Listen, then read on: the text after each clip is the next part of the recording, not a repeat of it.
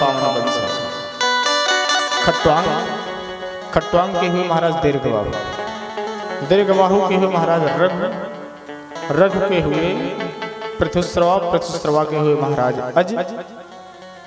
अज के हुए दशरथ के हुए राम, भरत, लक्ष्मण, शत्रुघ्न। बड़ा ही पावन वंश है। और जैसा कि मैंने पहले भी निवेदन किया कि सूर्य वंश में बिना पुत्रेष्टि यज्ञ किए किसी को पुत्र नहीं हुआ। आए अपने राघवेंद्र सरकार की कथा में प्रवेश लेने से पहले ठाकुर जी के चरणों में प्रणाम करते हुए कथा में प्रवेश ले। बोलिए राघवेंद्र सरकार की जय हो। श्री राम जय जय राम, श्री राम जय जय राम।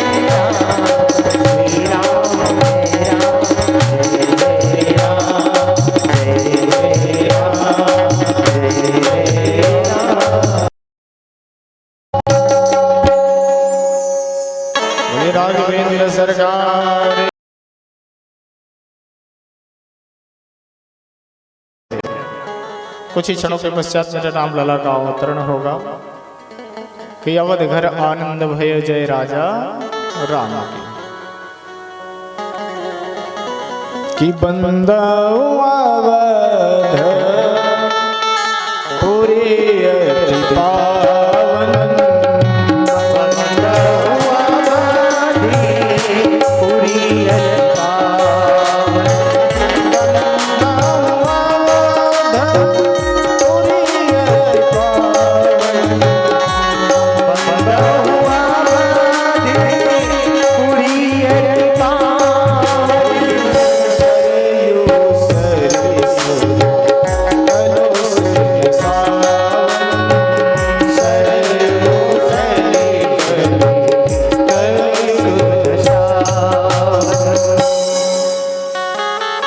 ऐसा पावन अवध जहाँ पर कल कल कल्लोल करते हुए हमारी रानी सरयू के तट पर वास।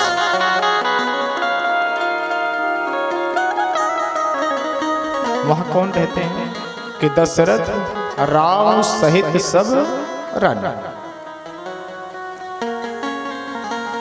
महाराज दशरथ का मतलब हुआ जिन्होंने अपने 10 इंद्रियों पर विजय प्राप्त किया। 5 कर्मेंद्रिय 5 ज्ञानेंद्रिय। महाराज दशरथ अपनी 3 रानियों के साथ में वहां निवास करते हैं, कौशल्या, कैकेयी और सुमित्रा।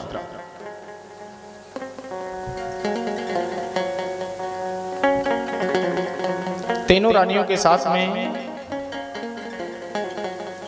निवास करते और महाराज दशरथ ऐसे धरती के प्रतापी राजा जो कि देवराज इंद्र की सभा में जाया करते थे, जहां पर देवराज इंद्र भी अपने गद्दी के आधे स्थान को महाराज दशरथ जी के लिए रिक्त रखा था। महाराज दशरथ जाते तो देवराज इंद्र के बगल में ही रहते थे। इतने बड़े प्रतापी महाराज दशरथ।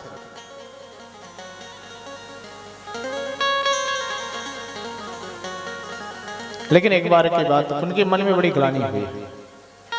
जब भी मानस में एक बार शब्द आया है तभी शंका उत्पन्न हो गई कि एक बार त्रेता जुग माहि संभो भजई सिपाही। एक बार जब भी आया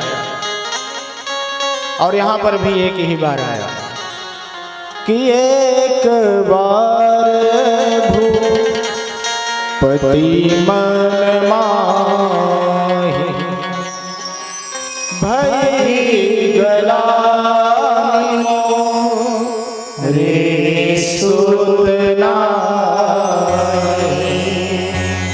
भई गलानि मोरे सुतना। एक ही बार की महाराज दशरथ जब देवराज इंद्र की सभा से वापस आते थे तो एक दिन इन्होंने ऐसे सुनने को उनको मिला, महाराज जब वहां से आप वापस आते हैं तो जहां आप बैठते हैं सभा संपन्न होती है, उसके पश्चात में वहां गाय के गोबर से लेपन किया जाता है, इत्र का छिड़काव किया जाता है। बोले ऐसा क्यों? उस सेवक ने कहा महाराज क्षमा करेंगे, इसलिए कि आपको कोई संतान नहीं है इसलिए ऐसा किया जाता है। महाराज दशरथ ने इस बात को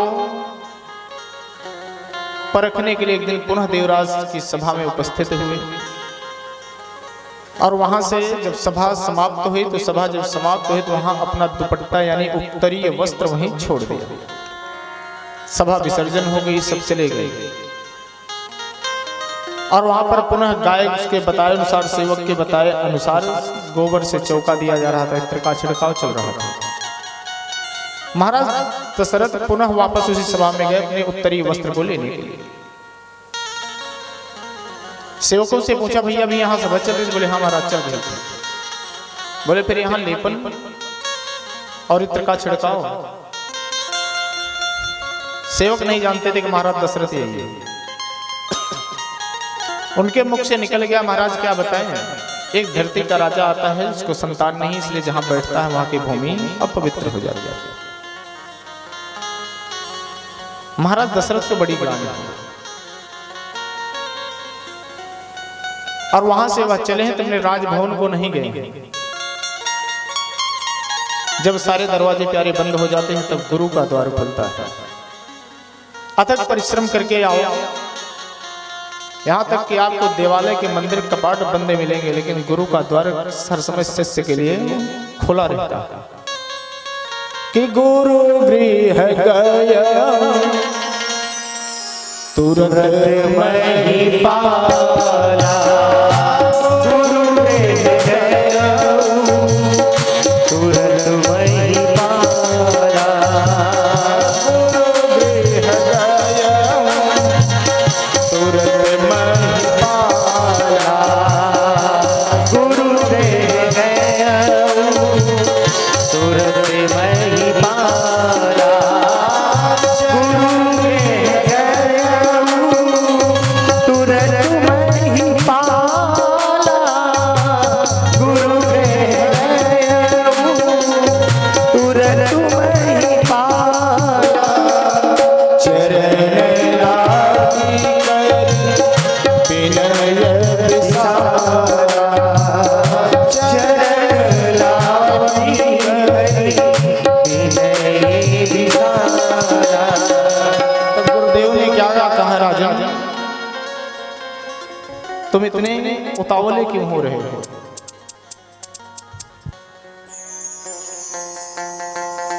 बात क्या है? महाराज दशरथ ने अपने वृत्तांत को बताया। भगवान आज मुझे ऐसा प्रतीत हो रहा है कि मैं संसार का सबसे निरीह प्राणी हूं, और गुरु वही होता है जो अपने शिष्य को उज्जवल भविष्य की कामना करता है। गुरु अपने शिष्य को कभी नीचा होने नहीं देता है।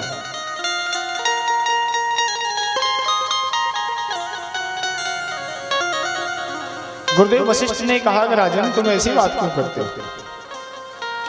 कि धरहूं धीर होई सूत चारि। अरे आप एक संतान के लिए परेशान हो रहे हैं, आप धैर्य धारण करें ना। कि धरहूं धीर हो यही सोत चारि, त्रिभुवन वेदित भगत भयहारी, त्रिभुवन वेदित भगत भयहारी। भगवान राजन आप अपने कक्ष में प्रवेश करें, अपने महल में जाएं और महल में जाएं आपको चार पुत्रों की जो है संसार उन्हें जानेगा। गुरुदेव वशिष्ठ ने श्रृंगी ऋषि को बुलाया कि श्रृंगी ऋषि वशिष्ठ बोला, पुत्र काम शुभ यज्ञ करा।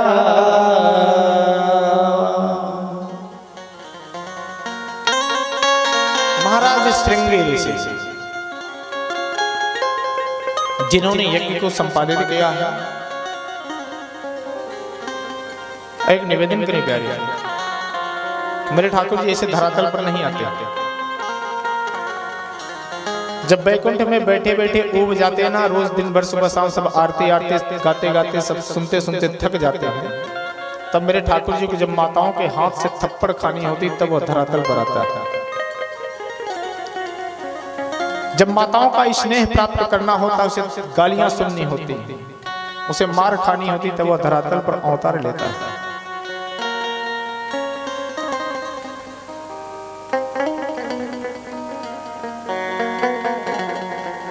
मेरे ठाकुर जी स्वयं कहते हैं कि जब मैं वैकुंठ में बैठे बैठे आरती स्तुति सुनते सुनते मैं थक जाता, और प्रभु के अवतार लेने के भी कारण भी होते हैं। मेरे ठाकुर जी ऐसे ही अवतार नहीं लेते हैं। राम जी के अवतार के 5 कारण थे।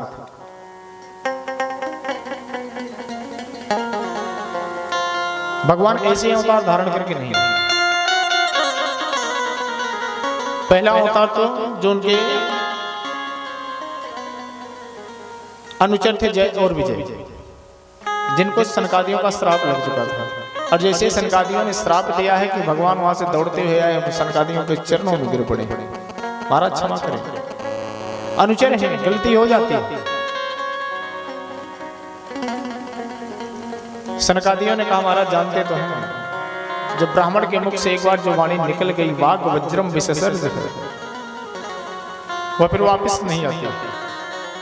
अब 3 जन्मों के लिए तो जाएंगे ही जाएंगे, और 3 जन्मों के लिए आपको भी नीचे ही जाना पड़ेगा।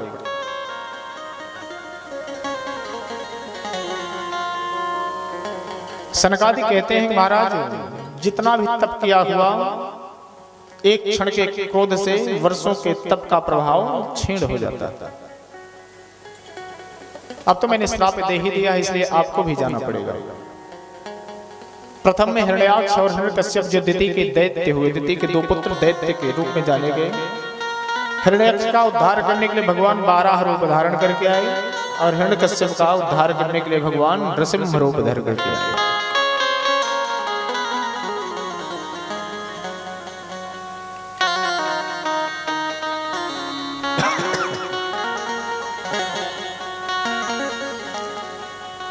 क्योंकि भगवान बिना किसी कारण के धरातल पर नहीं आते, या तो जब आसुरी शक्तियों का उत्पात ज्यादा होने लगता है तब मेरे ठाकुर जी धरातल पर आते हैं कि जब जब हो धर्म के हानि, जब जब हो धर्म की हानि, जब जब हो धर्म के हानि, जब जब हो धर्म की हानि, जब जब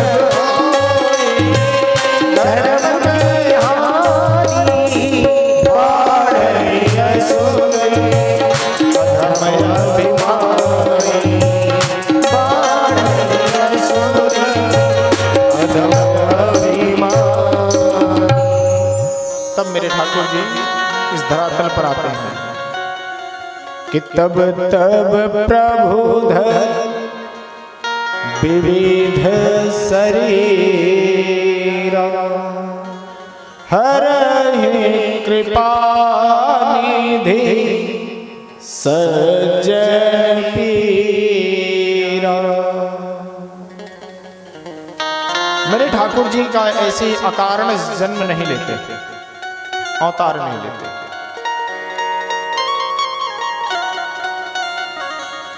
और दूसरा कारण हुआ कि जब त्रेता युग या सतयुग में तो हिरण्याक्ष और हिरण्यकश्यप के लिए त्रेता युग में आए हैं तो रावण और कुंभकर्ण के लिए, और द्वापर में आए हैं तो शिशुपाल और दंतवक्त्र के लिए आए।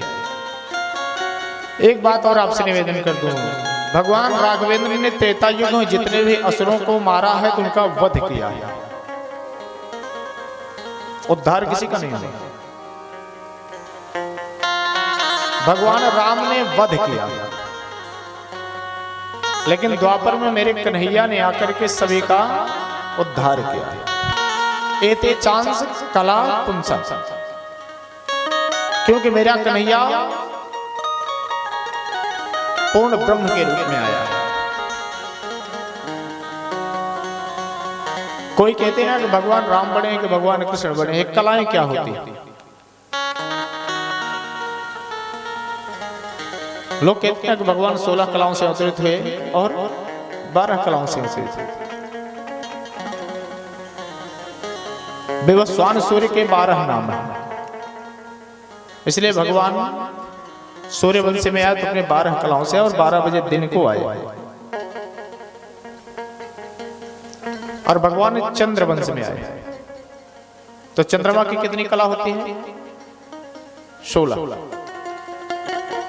अमावस्या, प्रतिपदा, द्वितीया, तृतीया, चतुर्थी, पंचमी, षष्ठी, सप्तमी, अष्टमी, नवमी, दसवीं, एकादशी, द्वादशी, त्रयोदशी, चतुर्दशी, पूर्णिमा। आप निरंतर देखिए चंद्रमा की कला धीरे धीरे धीरे धीरे बढ़ती रहती है। एते चांद से कला मेरे ठाकुर जी आए हैं तो उन्होंने उद्धार किया।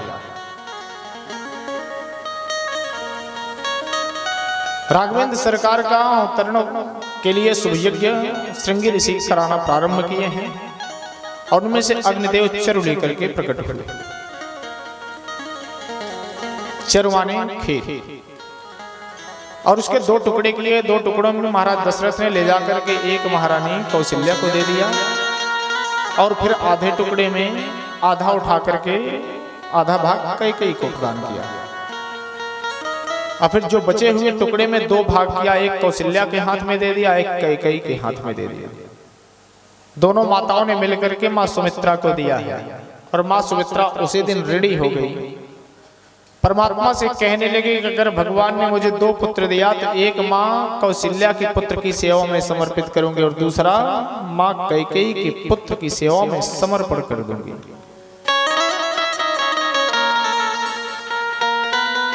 धीरे धीरे प्यारे वह समय आया है। भागवत जी में तो वैसे विश्वामित्र के आगमन से ही भागवत में राम कथा कही गई, लेकिन थोड़ा सा हम लोग बाल लीला का वर्णन करते हुए कथा में रस की अनुभूति करते हुए आगे चलते हैं कि विश्वामित्राध्वरे मारे निशाचर पश्यतो लक्ष्मणस्यैव हता नैरिक्तपुंगवा।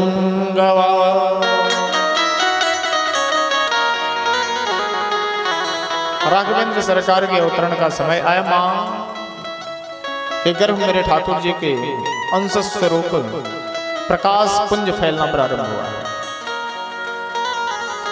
और हमारी अयोध्या एकदम दुल्हन की तरह सजने लगी, क्योंकि प्रकृति भी बड़ी ही पल्लवित होने लगी और धीरे धीरे वह समय सन्निकट आना प्रारंभ हुआ।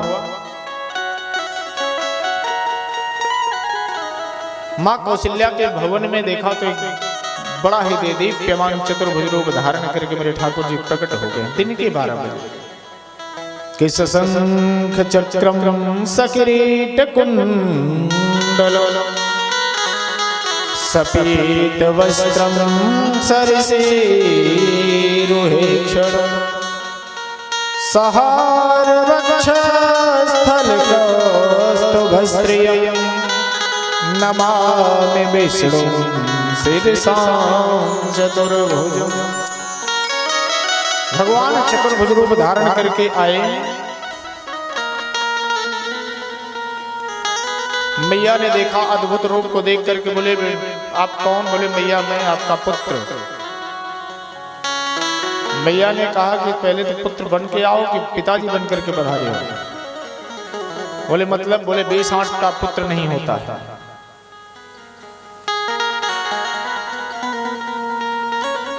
भगवान राघवेंद्र ने कहा मैया मैं तो ऐसा है तो मुझे पुत्र कह के पुकार, मैं तुझे मैया कह के पुकार। बोले बिल्कुल नहीं, 4 हाथ का पुत्र नहीं पैदा होता और भी आयुधों के साथ कि शंख चक्र गदा पद्म लिए हुए प्रकट हो गए। बोले क्या करें? बोले 2 हाथ हटा दिया। 2 हाथ हटा दिया।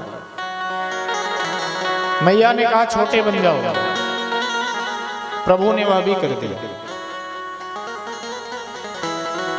मैया ने कहा वस्त्र पहन करके कोई पुत्र जन्म नहीं लेता।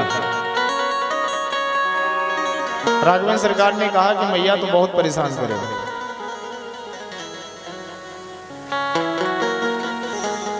मैं दुनिया के सामने वस्त्र निकाल करके बोले तो करना पड़ेगा। भगवान ने वह भी बात मान ली। बोले अब आपको रोना भी पड़ेगा। भगवान ने कहा दुनिया आकर के मेरे सामने रोती है और मुझे अब दुनिया के सामने रोना पड़ेगा, क्योंकि प्यारे का जब नवजात शिशु जन्म लेता है अगर वह नहीं रोता है तो घर वाले रोना प्रारंभ कर देते हैं। हमारी अयोध्या आज दुल्हन की तरह सजी है। मेरे ठाकुर जी का प्राकट्य होने वाला है और सभी को ऋतु में ऐसी प्रतीत हो रही है मानो आज अयोध्या में पूरा वैकुंठ ही उतर आया हो कि भय प्रगट कृपाला दीन दयाला कौशल्या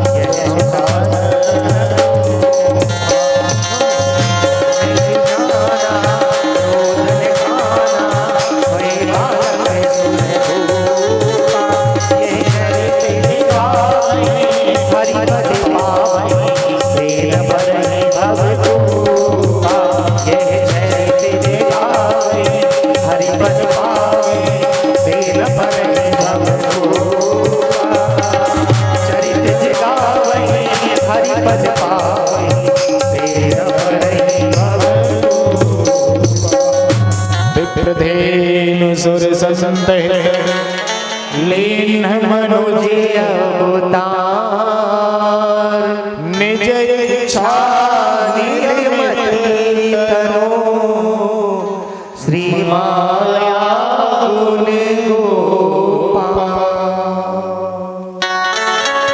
निज इच्छा स्वतः की इच्छा से मेरे प्रागभाव प्रकट होते हैं।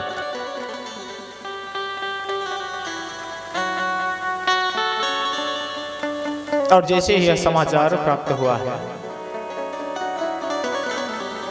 एक दासी ने दौड़ करके जाकर के महाराज दशरथ को बता दिया और दशरथ महाराज को जैसे ही यह समाचार प्राप्त हुआ कि वह बड़े ही हर्षित हो गए कि दशरथ पुत्र जन्म सोनिकाना मानहु ब्रह्मा नंद सवारा।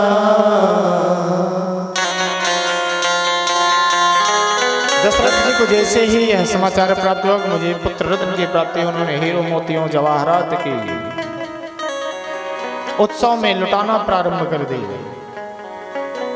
और कुछ ही क्षणों के पश्चात में दूसरी दासी दौड़ करके अरे महाराज बधाई हो, काय बात की सुंदर पुत्र रत्न को जन्म दिया। वह खुशी और भी दोगुनी हो गई। महारानी की नौकरानी दौड़ती आ रही है, महाराज बधाई हो, काहे बात की बधाई। मां सुमित्रा ने 2-2 पुत्रों को जन्म दिया है। महाराज दशरथ की हर्षोल्लास की सीमा नहीं रही। बाबा कहते हैं कि इतना उत्सव मनाया गया कि मास दिवस भा दिवस निस मरम न जाने को, रथ समेत रवि था क्यों, निशा कवन विधि हो। लोग कहते हैं कि भगवान का उत्सव एक माह मनाया गया कि मास दिवस, लेकिन बाबा के शब्दों में बड़ा चमत्कार है कि मास दिवस। एक वर्ष में कितने महीने होते हैं? 12।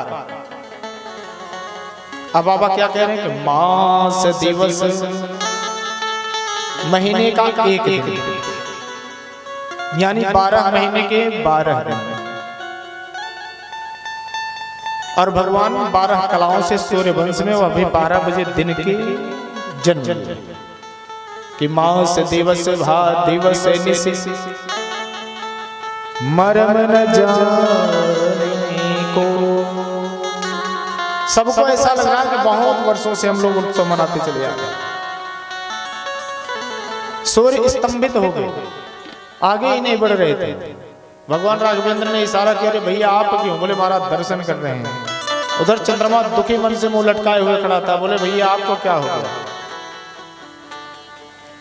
चंद्रमा ने कहा महाराज यह बताइए, तो आप इतनी बड़ी गलती की, एक तो दिन के 12 बजे आए और भी सूर्य वंश में आए। अब जब ये हट ही नहीं रहे तो हम दर्शन कैसे करें? आप भगवान राघवेंद्र ने कहा कि तुम चिंता ना करो, अब की बार मैं दिन के 12 बजे आया हूं तो सूर्यवंश में आया, और अगली बार आऊंगा तो रात्रि के 12 बजे आऊंगा तो चंद्रवंश में ही आऊंगा।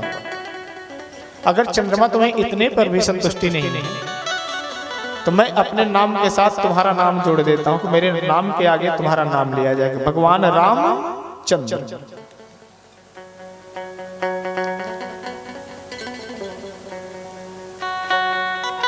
उत्सव मनाया गया मेरे ठाकुर जी का। धीरे धीरे मेरे ठाकुर जी बड़े हुए हैं, घुटमन चलना भी प्रारंभ कर दिए, क्योंकि बड़े ही सूक्ष्म कथा भागवत की राम कथा कही गई, इसलिए थोड़ा तीव्र गति। कभी ठाकुर जी की कृपा हुई राम कथा गायन करने का तो अभी सौभाग्य पुनः विस्तृत विवेचन किया जाए। महाराज भरत दशरथ जब भोजन करने के लिए बैठते तो मेरे ठाकुर जी भी आते, और मैया जब उन्हें बुलाने के लिए जाते तो मेरे ठाकुर जी वहां से भागना प्रारंभ कर देते कि कौशल्या जब बोलन जा, ठुमक ठुमक प्रभु चलन परा।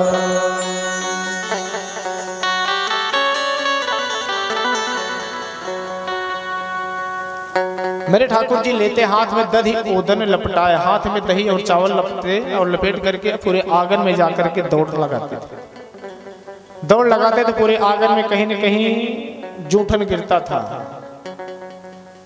और दौड़ते किस लिए थे? भगवान चाहते थे कि मैं बैठ करके भोजन करूंगा तो मेरा एक भक्त भूखा रह जाएगा, क्योंकि काग भुसंडे उन्हीं के इंतजार में बैठे रहते कि मेरे ठाकुर जी के जूठन कब गिरे और कब मैं प्रसादी पाऊंगा।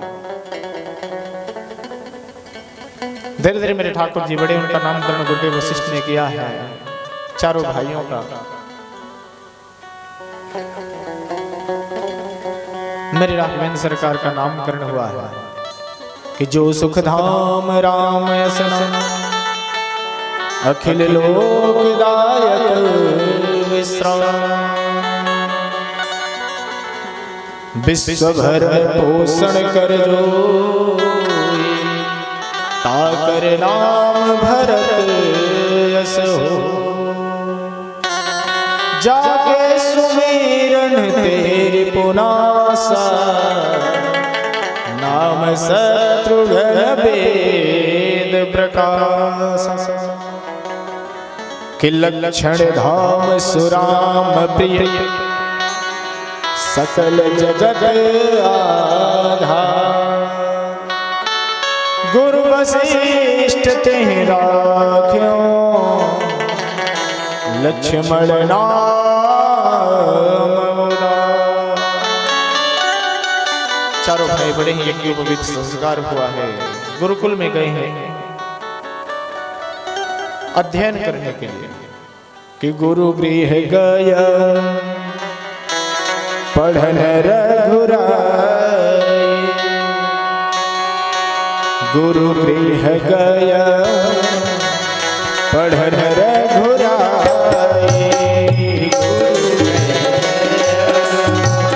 पढ़न रघुराई,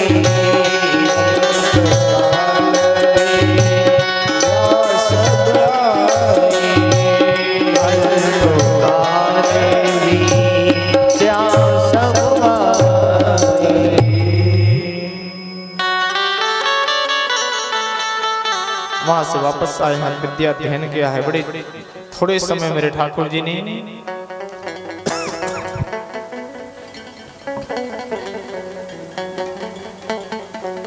विद्या को प्राप्त किया। विद्या को प्राप्त करने के पश्चात में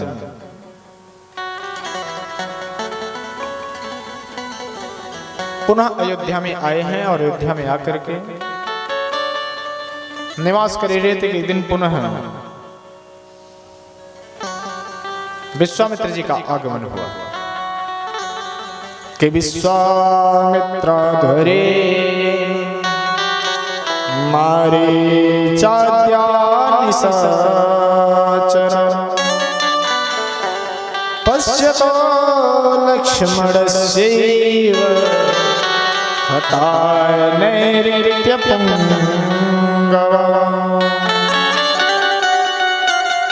विश्वामित्र जी को एक दिन बड़ी चिंता सताने लगी, क्योंकि आसुरी शक्तियां उनके यज्ञ कुंड को ध्वंस करती यज्ञ संपूर्ण नहीं करने देती। कि गाधि तनय मन चिंता व्यापी हरि बिनु मरहि न निशाचर पापी।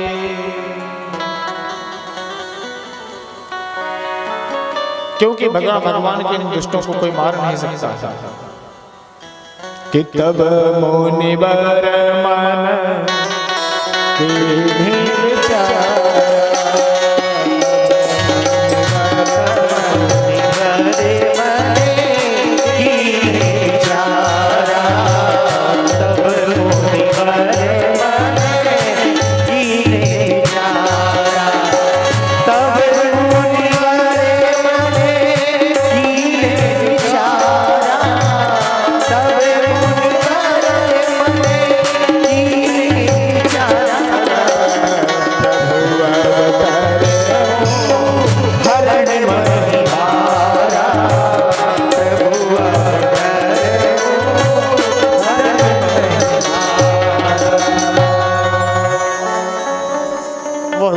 की तरफ प्रस्थान कर दिया है। और आकर के दशरथ जी ने सुना कि विश्वामित्र जी का आगमन हुआ। बड़े दौड़ से आकर के उनका अर्घपाद्य से पूजन करना प्रारंभ किया है और निवेदन किया है कि कहीं कारण गमनो तुम्हारा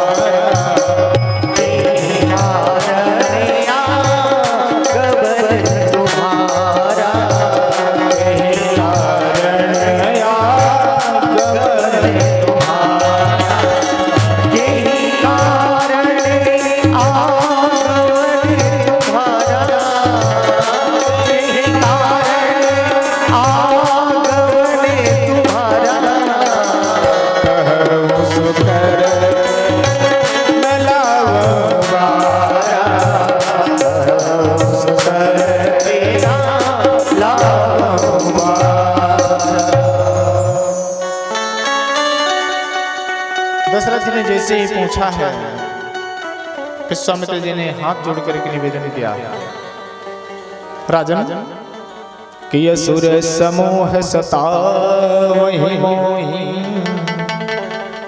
मैं जाचन आयो नृपते, अनुज समेत देहु रघुनाथ, निश्चर पद में हो सनाथ। क्या विश्वामित्र जी भी अनाथ थोड़ी हैं, लेकिन सनाथ कब होंगे? जब मेरे साथ रघुनाथ होंगे।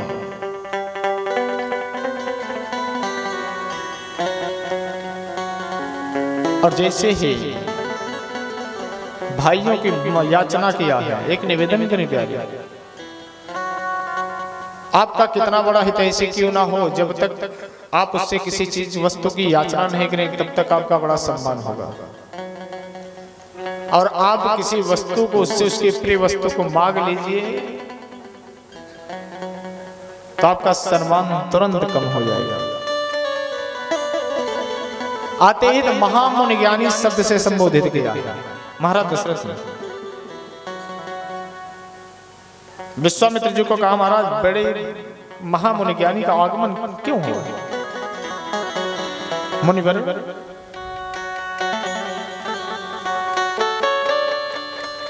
और जैसे उन्होंने कहा कि अनुज समेत देहु रघुनाथ, जैसे ही आचार किया महाराज दशरथ के सुर बदल गए कि सुनि राजायति प्रियवाणी, हृदय कंप दुख दुते कोमिलानी। मानो जैसे हमसे मुख से निकला कि महाराज दशरथ कांपने लगे, चेहरे की लालिमा चली जा चुकी है।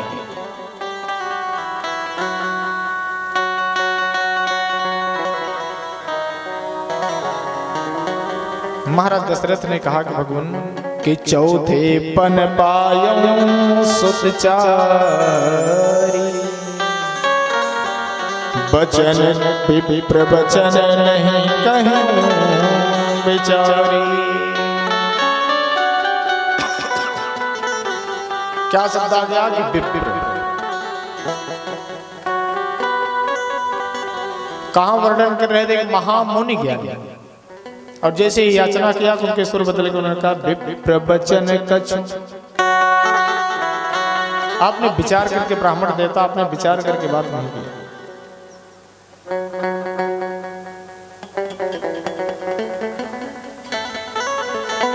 आप प्रैक्टिकल कर लेना कभी, कितना भी परम से परम व्यक्ति क्यों ना हो, और उसकी सबसे प्रिय वस्तु को आप एक बार मांग करके देखना,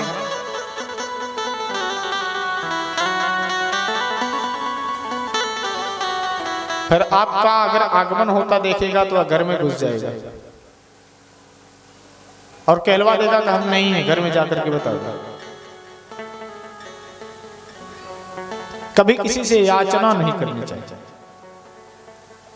और याचक बने प्यारे कि सम्मान कम हुआ।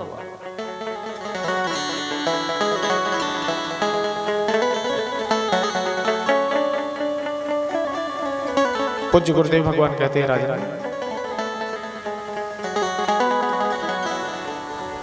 गुरुदेव वशिष्ठ ने उन्हें बुला करके महाराज दशरथ को बहुत समझाया है कि तब वशिष्ठ बहुविधि समझावा, नृप संदेह नास कहवा।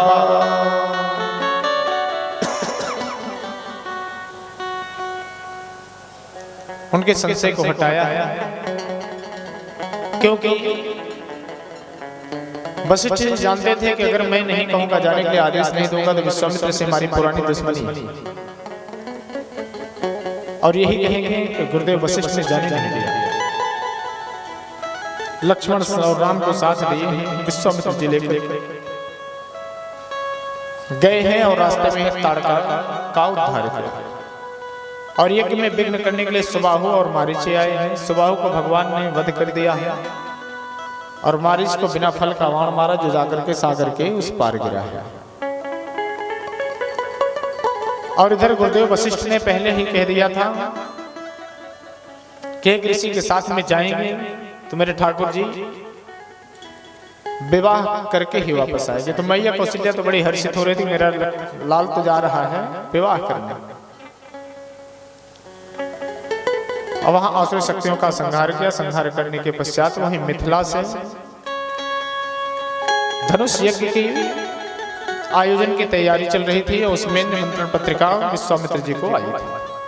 वहां राम और लक्ष्मण को साथ में लिए हैं, साथ में लेकर के महाराज विश्वामित्र आगे चले और कुछ दूर ही गए थे कि उन्हें एक निर्जन प्रांत दिखाई पड़ा। और उस निर्जन प्रांत को देख करके महाराज राम ने पूछा है, गुरुदेव यह निर्जन प्रांत कैसा है?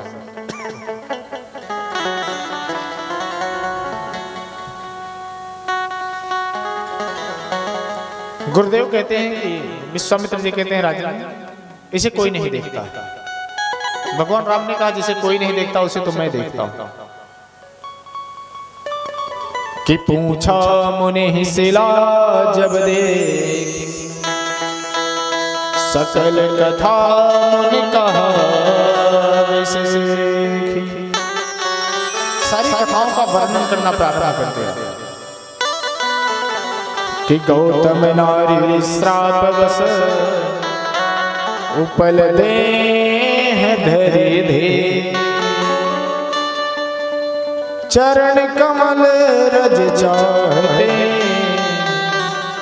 कृपा करो रघुवीर।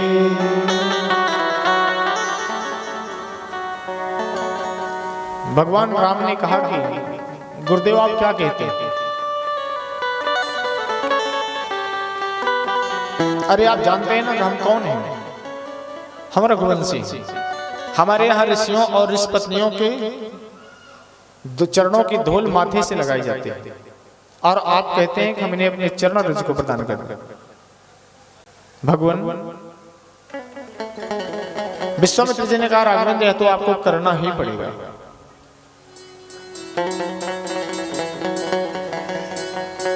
और ऐसा वर्णन आता है, बड़े संकोच में पड़ गए हैं मेरे ठाकुर जी,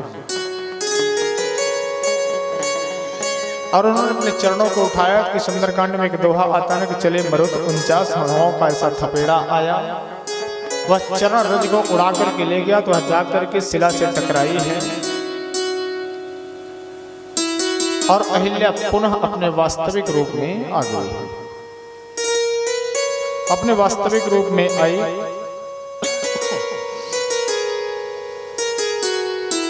और प्रभु का वंदन करते हुए वह पतिलोक को प्रदान किया। पतिलोक को गए महाराज जी, लेकिन यहाँ मेरे राघवेंद्र सरकार बड़े ही संकोच में पड़ गए। जब भी मेरे राम चलते हैं तो मेरे बाबा की लेखनी तुरंत हर्ष शब्द से उच्चारित करते हैं, लेकिन यहाँ पर जब मेरे राघवेंद्र सरकार चले हैं तो बाबा की लेखनी रुक गई है। यहाँ हर्ष शब्द का उच्चारण नहीं हुआ कि चले राम लक्ष्मण मुनि संगा,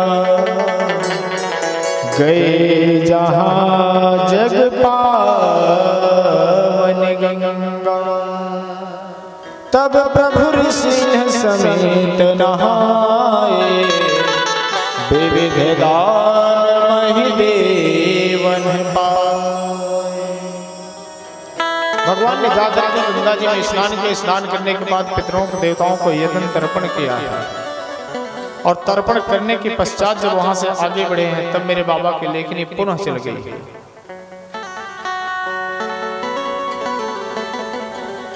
पुनः मेरे बाबा लिखना प्रारंभ कर देते हैं कि हर से चले मोने वृंद सहाया, हर से चले मुनि वृंद सहाया, हर से चले मुनि वृंद सहाया, हर से चले मुनि वृंद सहाया, हर से चले मुनि वृंद सहाया,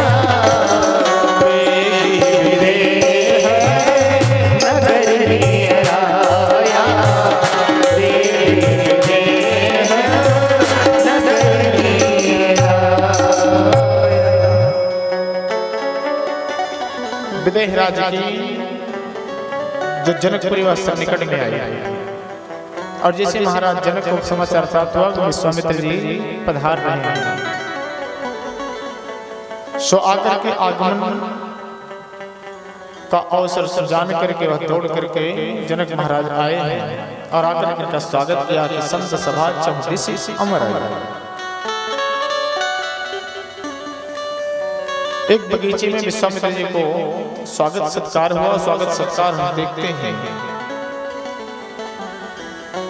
स्वागत तो विश्वामित्र जी का हो रहा है, लेकिन मेरे जनक महाराज की दृष्टि मेरे राघवेंद्र सरकार और लक्ष्मण भट्ट की हुई है। उनसे रहा नहीं गया, उन्होंने पूछ लिया तो महाराज यह आपके साथ में दो जो राजकुमार आए हैं, एक किसके पुत्र हैं और कहां से आए हैं? महाराज विश्वामित्र ने, गुरुदेव विश्वामित्र जी ने जनक को बताया है, महाराज ये दशरथ के पुत्र राम और लक्ष्मण हैं।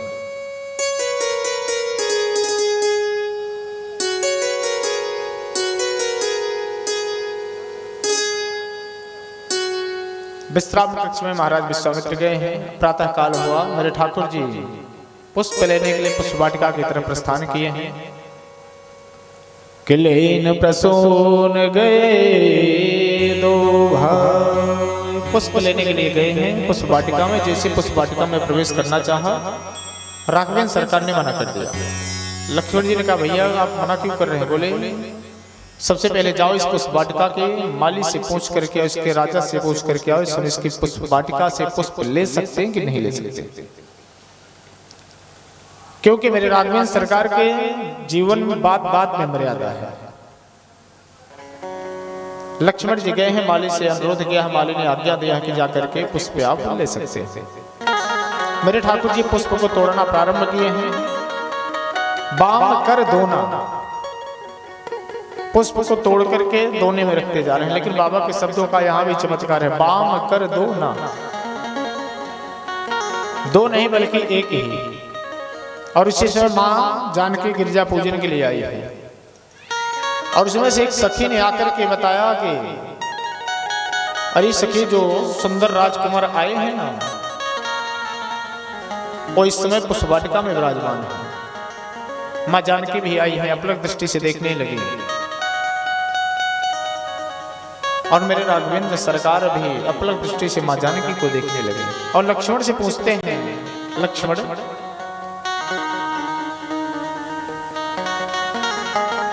हम रघुवंशी हैं, लेकिन हमारे मन में वासना नहीं होती, काम की कोई जगह नहीं होती कि जहां राम तह काम नहीं, जहां काम नहीं राम। लेकिन यहां पर उल्टा चल रहा है क्यों? कि रघुवंश के सहज स्वभाव, अरे हम रघुवंशी हैं।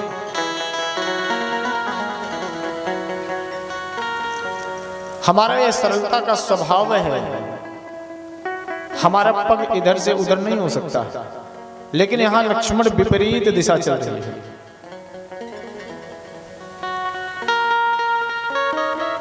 यहां राम भी है और काम भी आ रहा है, लेकिन काम का आना सही है, काम होना चाहिए। लेकिन काम कैसे जीवन में प्रवेश करे? वह जैसे राम के जीवन में प्रवेश कर रहा है, क्योंकि मां जानकी कौन है? भक्ति। और मेरे राम जी क्या है? ज्ञान। अगर ज्ञान के ऊपर भी अगर काम का असर होना प्रारंभ हो जाए तो वह भक्ति मार्ग से ही चढ़ेगा। कि कंकड़ किंकिणिनो पुरध्वनि सम, काम प्रवेश कहां से ले रहा? मां जानकी के चरणों से ले रहा था। क्योंकि जब मां जानकी के पायजेब बजते, चूड़ियां खनकती, तो मेरे राघवेंद्र सरकार के मन में हलचल सी होगी।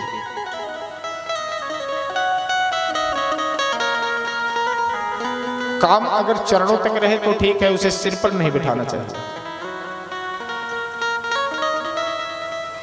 मेरे राघवेंद्र सरकार ने लक्ष्मण से कहा कि हम रघुवंशी हैं, लेकिन फिर भी आज मन विचलित हो रहा है।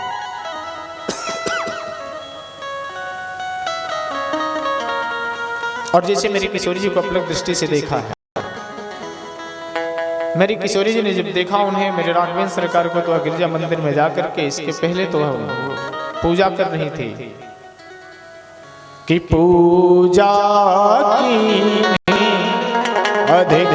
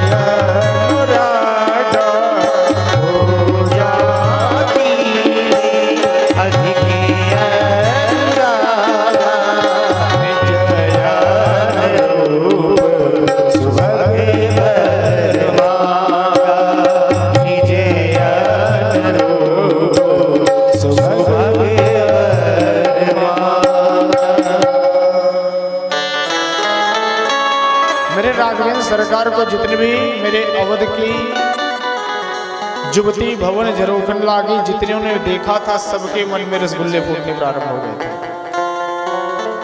क्योंकि मेरे राघवेंद्र सरकार का स्वरूप ही ऐसा था कि अनब्याही फूली फले ब्याही में जतहा गौने की मौनी भई रूप देख रघुनाथ। जिन वहां की कन्याओं का विवाह नहीं हुआ था, वो राम जी के स्वरूप को देख करके बड़ी प्रसन्न हुई कि हो सकता है हमारी इनकी जोड़ी अच्छी लगे, विवाह हो जाए। कि अनब्याही फूली फले, और जिनका विवाह अभी हाल ही में हुआ था, वो तो हाथ वो मसलना प्रारंभ हो गया। जो कर्म जला मेरे भाग्य में था वो मिल गया।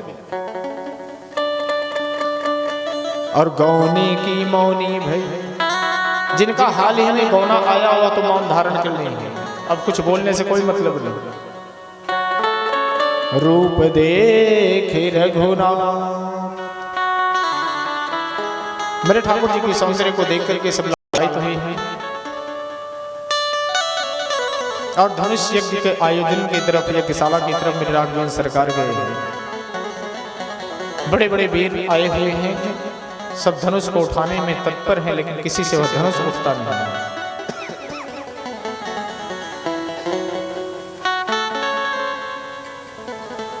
और मां जानकी बार बार देख रही है ठाकुर जी की तरफ।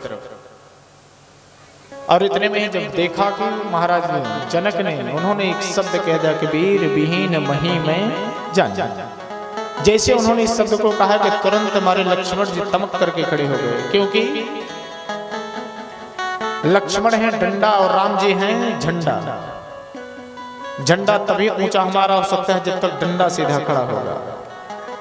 और जैसे महाराज जनक ने कहा कि वीर विहीन मही में जान, लक्ष्मण जी तुरंत खड़े हो गए। कंदुक युव ब्रह्मांड उठाओ, कहिए तो ऐसे गेंद के समान इस ब्रह्मांड को उछाल करके पलट दो।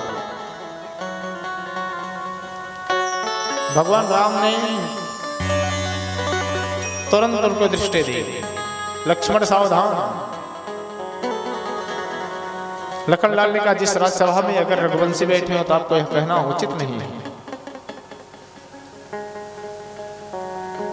और हमारी जानकी मां राघवेंद्र सरकार को बार बार देखती, और एक बार धनुष को देखती, एक बार राघवेंद्र सरकार को देखती, क्योंकि यह जानती थी कि इनसे धनुष तो टूटने वाला है नहीं, क्योंकि जिन्हें फूल भी तोड़ने में पसीने आ रहे थे। और यह धनुष कैसा है कि कमठ पृष्ठ कठोर मिदम मधुर मूर्ति रसौ रघुनंदन। यह हमारा धनुष कैसा है, जैसे कछुए के पीठ के समान कठोर है। कछुआ जानता ना, उसके पीठ के समान यह कठोर है। अब मेरे राघवेंद्र सरकार कैसे हैं, मधुर मूर्ति रसौ रघुनंदन। जिन्हें पुष्प भी तोड़ करके रखने में पसीने छूटते हो, भला धनुष क्या उठाएगा। गुरुदेव विश्वामित्र की तरफ महाराज जनक ने इशारा किया है, गुरुदेव ने आदेश दिया है कि उठहु तात भंजहु भव चापा, अब मेटहु तात जनक परि तापा। जैसे ही गुरुदेव का आदेश हुआ है, मेरे राघवेंद्र सरकार जैसे धनुष की तरफ बढ़े हैं कि मैं जानकी कंपायमान हो गई। बार बार गणपति भगवान शिव उमा सहित सबको मनाना प्रारंभ कर दिए। गणेश भगवान ने कहा, कितना वजन तुम कर दो। बोले, मेरे राघवेंद्र सरकार के स्वरूप को देख करके। भगवान शिव में प्रकट हो, बोले कितना हल्का कर दें। बोले, जितना ये उठा सके इनके शरीर को देख करके इतने हल्के हो जाएगा। कि देखते देखते मेरे ठाकुर जी ने धनुष भंजन किया। धनुष भंजन करने के पश्चात वरमाला लेकर के मेरी जानकी आई है और वरमाला पड़ी है। निमंत्रण पत्रिका पुनः अयोध्या में भेजी गई। महाराज दशरथ वहां से बारात लेकर के चले। कि बिना दूल्हे की गजब बारात अवधपुर से मिथिला चले, बिना दूल्हे की गजब बारात अवधपुर से मिथिला चले, बिना दूल्हे की गजब बारात अवधपुर से मिथिला चले।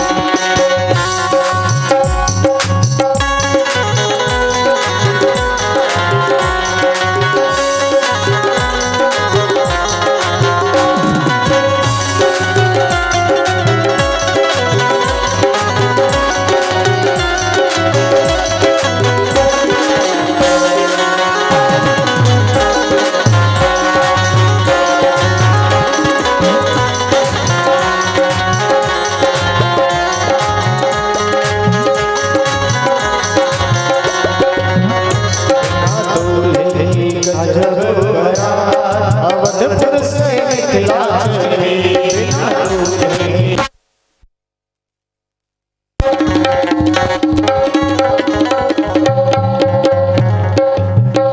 बिना दूल्हे की गजब बारात अवधपुर से मिथिला चले, बिना दूल्हे की गजब बारात अवधपुर से मिथिला चले।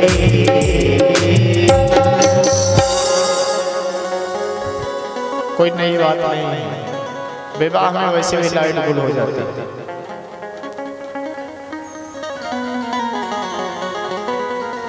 बोलिए से वृंदावन बिहारी लाल की जय हो। जनरेटर तो लगभग सभी के विवाह में खराब हो जाता है। विवाह का समय आता है तो जरूर जनरेटर सबके विवाह में खराब हुआ होगा।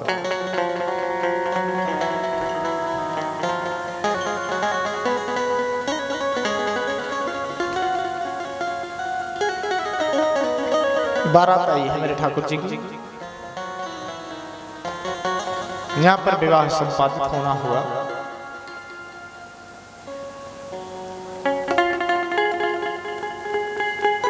और जैसे ही महाराज जनक महाराज दशरथ आमने सामने में महाराज जनक दौड़ करके प्रणाम करना चाहा। महाराज दशरथ ने इन्हें पकड़ करके अपने हृदय से लगा लिया।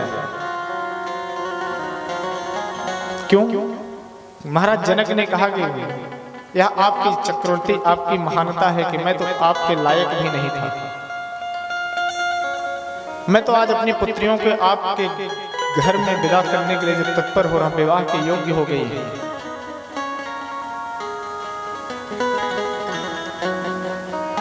और जैसे झुकना, क्योंकि लड़की कन्या का पक्ष, जो कन्या पक्ष होता है हर समय झुका ही रहता है। और वर पक्ष कहता है अरे भाई हम तो लड़के वाले हैं ना। जबकि यहाँ प्रावधान उल्टा है। कन्या पक्ष तो दाता होता है और वर पक्ष तो याचक होता है। महाराज दशरथ कहते हैं आप क्यों इतना झुकते हैं महाराज? अरे हम तो आपके यहाँ याचक बन करके, आप तो दाता हैं।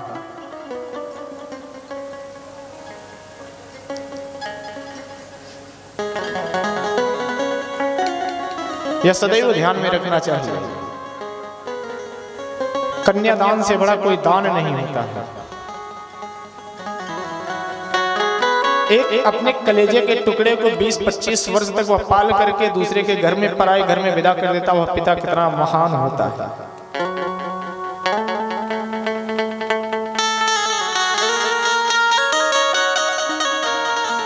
शायद है सभी ने अपनी पुत्रियों की विदाई की होगी,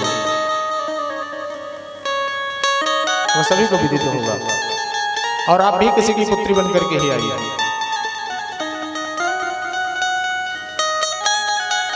वह माँ बाप कितने धन्य होते जो अपनी पुत्रियों को पराए घर में क्षण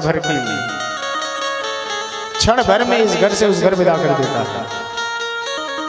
कितना बड़ा दिल वाला वह पिता होता है प्यारे।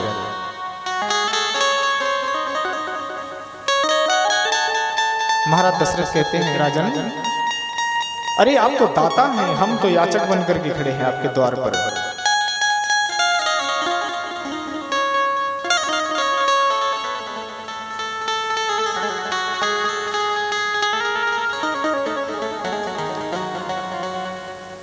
यह कन्याएं भी प्यारे बहुत ही। मां सुनैना कहती है ना कि पुत्र पवित्र किए कुल दो। अरे पुत्र होता है तो एक ही कुल को तारता है,